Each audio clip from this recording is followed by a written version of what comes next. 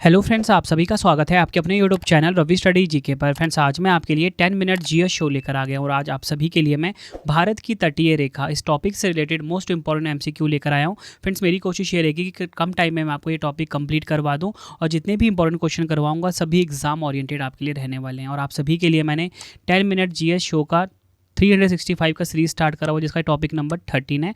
बाकी के 12 टॉपिक भी आप देख लेना, सारे क्वेश्चंस जो है मैं इन टॉपिक्स में कंप्लीट करवा रहा हूँ। एग्ज़ाम से पहले आपको बहुत ज़्यादा अच्छा रिवीजन होने वाला है अगर आप ये पूरा सीरीज़ कंप्लीट कर लेते हो तो चलिए अपनी वीडियो को हम स्टार्ट कर लेते हैं। टॉपिक है इंडिया कोस्टल स्टेट्स। देखिए, सबसे पहले हम बात करेंगे पहले क्वेश्चन की। तो तुम्हारा पहला क्वेश्चन आ गया है, निम्न में से किस तट से भारत का औसत समुद्र तल नापा जाता है। राइट आंसर हो जाएगा इस क्वेश्चन का हमारा ऑप्शन सी, चेन्नई तट से। देखिए फ्रेंड्स, आपने ना हर जगह देखा होगा, लिखा होता है कि समुद्र तल से ऊंचाई इतनी है, तो वो जो ऊंचाई है ना वो कहाँ से मापी जाती है, वो हमेशा चेन्नई तट से मापी जाती है। ये आपको ध्यान रखना है, इंपॉर्टेंट क्वेश्चन है। नेक्स्ट है हमारा क्वेश्चन, 2023-24 के आंकड़ों के अनुसार भारत की कुल तटरेखा में मुख्य भूमि तटरेखा की लंबाई कितनी है। आंसर हो जाएगा इस क्वेश्चन का ऑप्शन सी, 5422.6 किलोमीटर है। ये आपको ध्यान रखना है। देखिए फ्रेंड्स, आपको बताना चाहता हूँ भारत की जो तटरेखा की लंबाई है ना वो टोटल थी कितनी, 7516.6 किलोमीटर। लेकिन अभी जो नया डाटा आया है 2025 में, इस डाटा के अनुसार भारत की जो तटीय रेखा है ना इसकी लंबाई बढ़ चुकी है। कितनी हो गई है, 11,098.81 किलोमीटर। और इसमें जो मुख्य भूमि की बात हो रही है ना, यहाँ पे मुख्य भूमि तटरेखा की लंबाई कितनी है, तो वो 5422.6 किलोमीटर है। आई होप आपको ये क्वेश्चन क्लियर हो गया। बढ़ते हैं नेक्स्ट क्वेश्चन की तरफ। पूर्वी तटीय मैदान का अन्य नाम क्या है। तो देखिए, पूर्वी तटीय मैदान का जो अन्य नाम है वो है ऑप्शन ए हो जाएगा कोरोमंडल तट। पूर्वी तटीय मैदान का जो अन्य नाम है वो कोरोमंडल तटीय है। ये आपको ध्यान रखना है। देखिए फ्रेंड्स, ये जो है ना ये है पूर्वी तट, ये है आपका पश्चिमी तट। तो यही पूछा जा रहा है कि बताओ जो पूर्वी तट ये मैदान, इसका अन्य नाम क्या है, कोरोमंडल तट है। ये आप देख रहे हो। अगला क्वेश्चन है, पश्चिमी तटीय मैदान की नदियाँ किसका निर्माण करती है। तो देखिए, पश्चिमी तटीय मैदान यानी कि वेस्टर्न कोस्टल प्लेन्स जो है ये यहाँ की जो नदियाँ होती हैं किसका निर्माण करती है। राइट आंसर हो जाएगा ऑप्शन सी, एस्ट्यूरी, जिसे कि मुहाना भी कहा जाता है। ये वर्ड आपको ध्यान रखना है, एस्ट्यूरी एग्जाम में बार बार पूछा जाता है। और आपको बताना चाहता हूँ, एस्ट्यूरी जैसे हिंदी में हम जवारनद मुख या मुहाना भी कहते हैं, एक ऐसा क्षेत्र होता है जहाँ पर मीठे पानी की नदी या धारा खारे पानी वाले समुद्र या महासागर से मिलती है। इसको हम एस्ट्यूरी कहते हैं। ये क्वेश्चन एग्जाम में बार बार पूछा जाता है। बढ़ते हैं नेक्स्ट क्वेश्चन की तरफ। भारत के कितने राज्यों की सीमा समुद्र तट से लगती है। राइट आंसर हो जाएगा ऑप्शन सी, 9 राज्य। भारत के जो 9 राज्य हैं इनकी जो सीमा है समुद्र तट से लगती है। 9 राज्य कौन कौन से हैं, देखिए, गुजरात है, महाराष्ट्र है, गोवा है, कर्नाटक है, केरल है, तमिलनाडु। उसके बाद हम बात करेंगे आंध्र प्रदेश की, आंध्र प्रदेश की, ओडिशा की और पश्चिम बंगाल की। ये कितने राज्य हैं, 9 राज्य हैं। अगला क्वेश्चन एग्जाम में बार बार पूछा जाता है, भारत के किस राज्य की तटरेखा सबसे लंबी है। आंसर हो जाएगा ऑप्शन डी, गुजरात की तटरेखा सबसे लंबी है। कितनी है, 2340.62 किलोमीटर। अगला क्वेश्चन है, किस भारतीय राज्य की समुद्र तटीय सीमा सबसे छोटी है। आंसर हो जाएगा ऑप्शन ए, गोवा।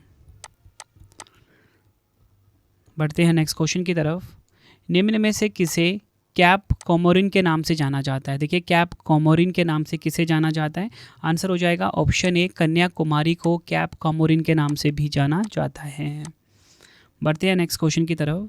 भारत का सबसे लंबा समुद्र तट मरीना किस शहर में स्थित है। भारत का सबसे लंबा समुद्र तट मरीना ये किस शहर में स्थित है, चेन्नई में स्थित है। ऑप्शन सी हमारा बिल्कुल सही हो जाएगा। और इसकी लंबाई कितनी है, 13 किलोमीटर है। बढ़ते हैं नेक्स्ट क्वेश्चन की तरफ। तमिलनाडु वह आंध्र प्रदेश के तट को किस नाम से जाना जाता है। देखिए, तमिलनाडु वह आंध्र प्रदेश के तट को किस नाम से जाना जाता है, कोरोमंडल तट के नाम से जाना जाता है। एग्जाम में बार बार पूछा जाता है।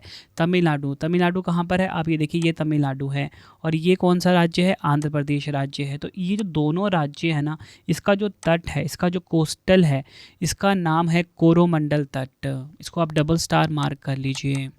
अगला क्वेश्चन है, भारत के निम्नलिखित तटों में से कौन सा तट कृष्णा, डेल्टा एवं कैप कामोरिन के मध्य स्थित है।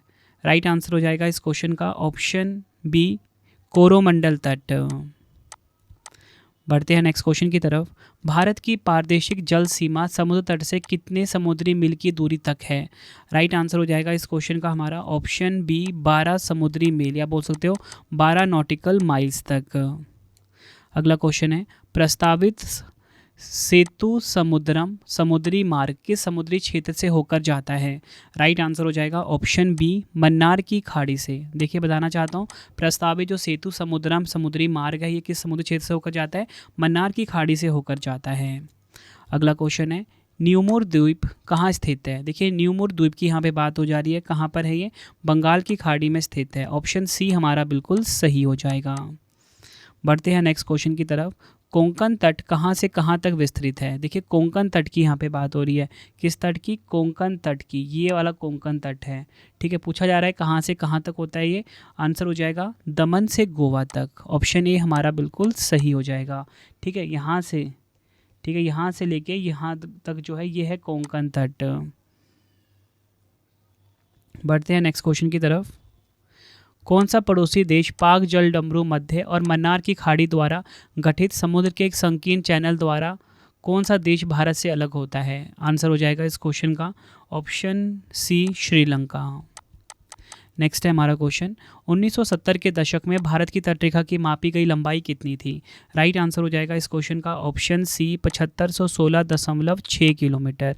1970 के दशक में भारत की तटरेखा की मापी गई लंबाई कितनी थी? 7516.6 किलोमीटर। फ्रेंड्स, अगर आपको वीडियो की क्वालिटी, वीडियो कंटेंट और आपकी रवि सर की मेहनत पसंद आ रही है, वीडियो को लाइक और शेयर ज़रूर करें।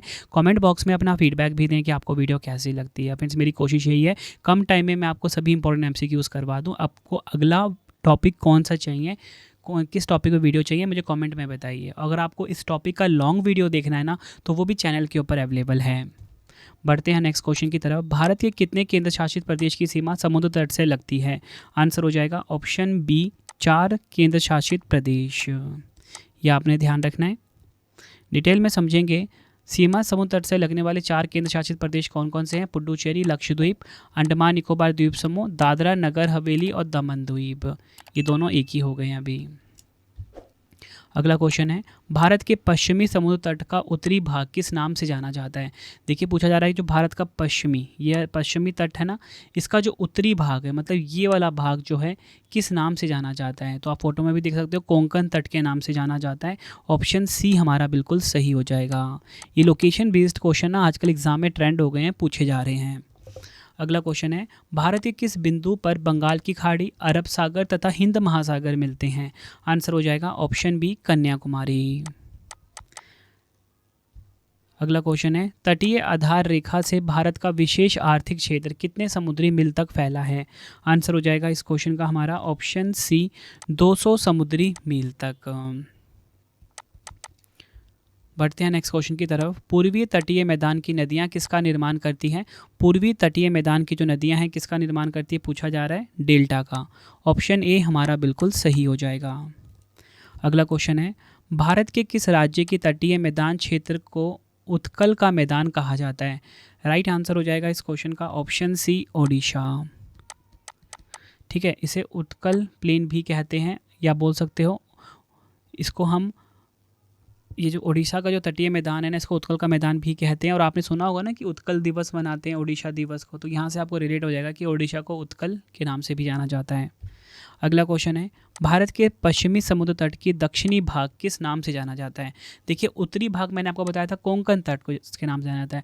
अब पूछा जा रहा है दक्षिणी भाग, मतलब कि पश्चिमी समुद्र तट, ये पश्चिमी समुद्र तट है, इसका जो दक्षिणी भाग है वो ये वाला हुआ, इसे किस नाम से जाना जाता है? इसे जाना जाता है मालाबार कोस्ट। फोटो में भी आप देख सकते हो। तो राइट आंसर हो जाएगा ऑप्शन बी मालाबार तट के नाम से जाना जाता है। अगला क्वेश्चन है, भारत की मुख्य भूमि को रामेश्वरम द्वीप से कौन अलग करता है? तो भारत का जो मुख्य भूमि है और इसको रामेश्वरम द्वीप से कौन अलग करता है?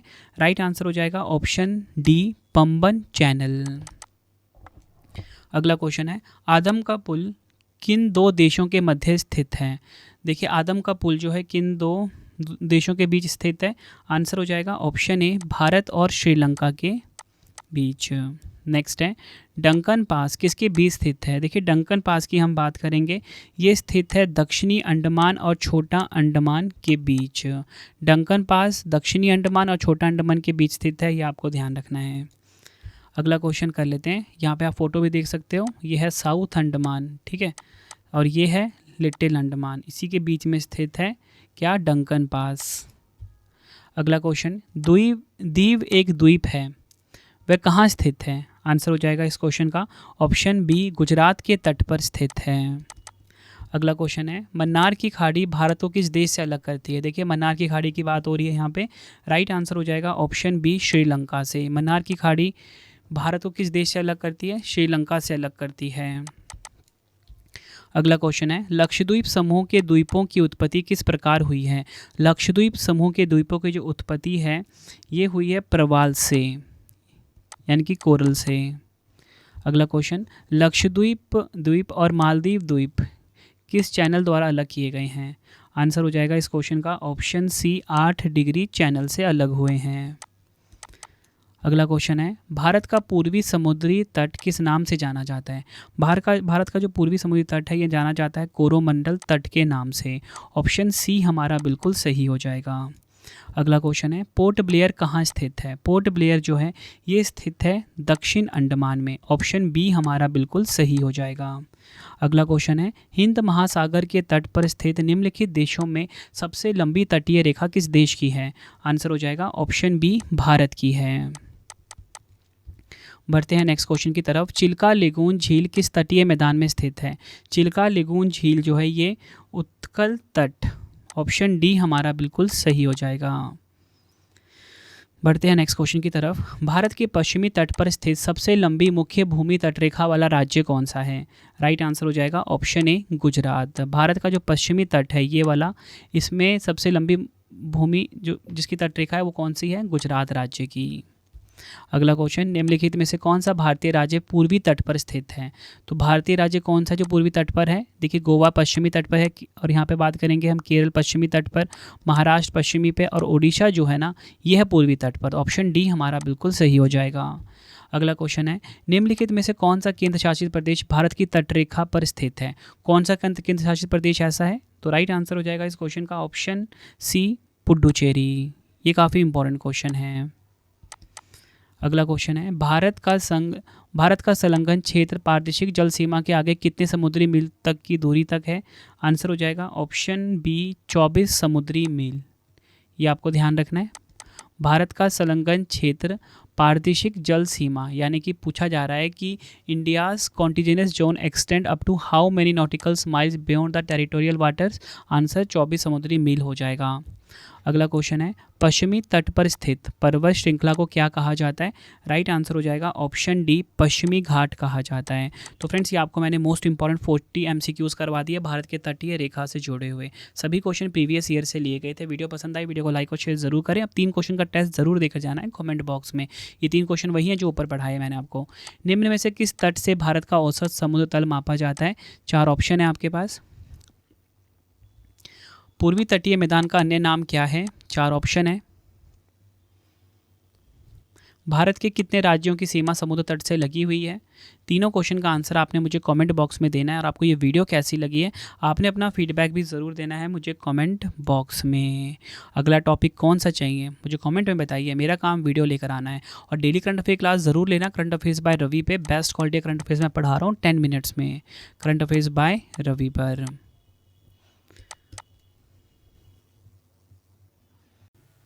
तो फ्रेंड्स इसी प्रकार से हमारी ये वीडियो ये कंप्लीट हो जाती है। अब आपको मैं इंपॉर्टेंट इन्फॉर्मेशन ये दे देता हूँ कि अगर आपको डेली करंट अफेयर्स पढ़ना है तो current affairs by Ravi channel पे ज़रूर विजिट करिए। हर दिन बेस्ट क्वालिटी के क्वेश्चंस पढ़ाए जाते हैं करंट अफेयर्स बाय रवि पे।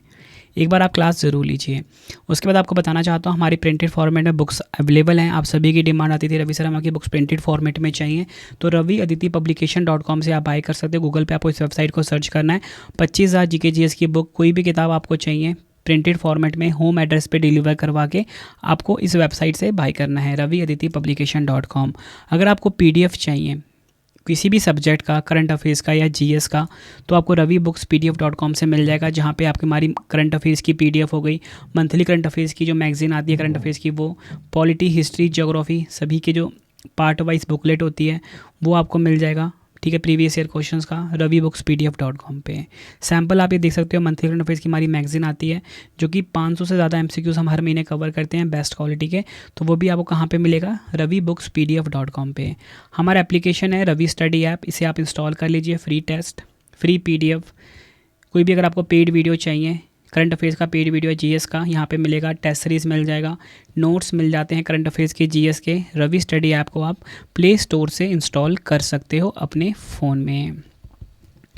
टेलीग्राम, इंस्टाग्राम पे हमसे जुड़ सकते हो, रवि स्टडी जी के नाम से है। आपको ये वीडियो कैसी लगी है कमेंट में मुझे ज़रूर बताएं। आई होप आपको वीडियो की क्वालिटी, वीडियो का कंटेंट और आपके रवि सर की मेहनत पसंद आई होगी। वीडियो अगर आपको पसंद आई, वीडियो को लाइक और शेयर ज़रूर करें। मिलते हैं फ्रेंड्स आप सभी से अब हम नेक्स्ट वीडियो में। Thank you and wish you all the best.